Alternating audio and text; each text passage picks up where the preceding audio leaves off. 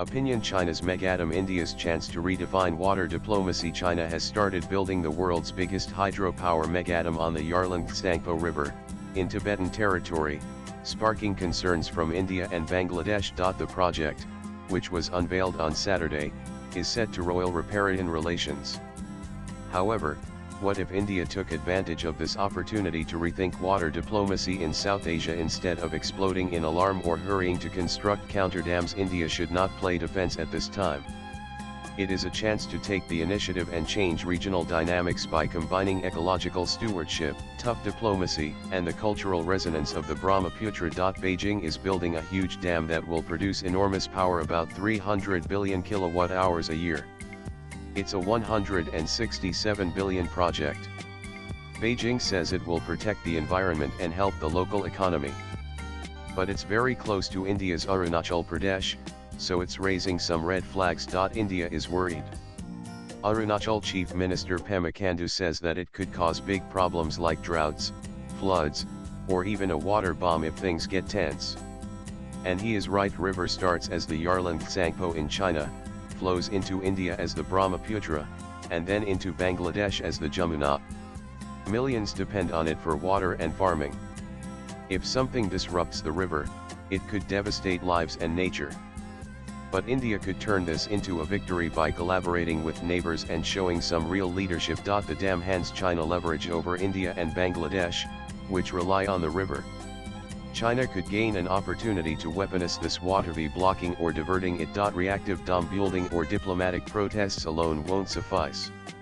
India must innovate. It should take the lead in developing a trilateral framework for water sharing with Bangladesh and China, founded on transparent real-time data and cooperative environmental assessments. India can negotiate as an equal rather than a supplicant, because the Brahmaputra flows through an Indian river system that also receives substantial rainfall, despite originating in Tibet.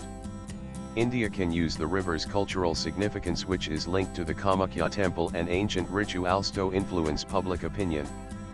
The river is regarded as the Holy Lut in Assam. A campaign framing the Brahmaputra as a shared heritage could pressure China.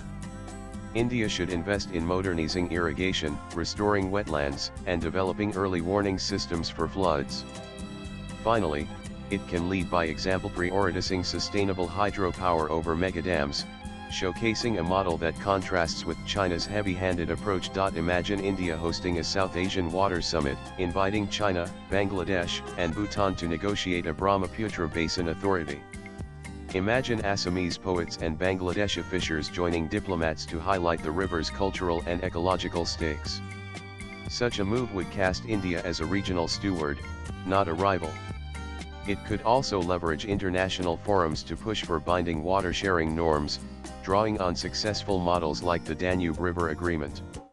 By blending pragmatism with moral authority, India could outmaneuver China's hydro-hegemony without firing a shot. Beijing insists the dam prioritizes ecological protection and local prosperity, denying intentions to weaponize water. Its carbon neutrality goals are real, and the project promises economic benefits for Tibet. Yet its opacity, scant details on displacement or design undermines trust. Swipe left for next video. India stands at a crossroads. The Brahmaputra's fate is not just a geopolitical game, it's a test of leadership. By championing a cooperative, culturally resonant, and ecologically sound approach, India can turn China's dam into a catalyst for a new era of water diplomacy. The time to act is now, before the rivers flow, and the region's future slip beyond reach. The writer is a columnist. His articles have appeared in various publications like The Independent, The Globe and Mail, South China Morning Post, The Straits Times, etc. Views expressed in the above piece are personal and solely those of the author. They do not necessarily reflect News 18's views. Latest blogs.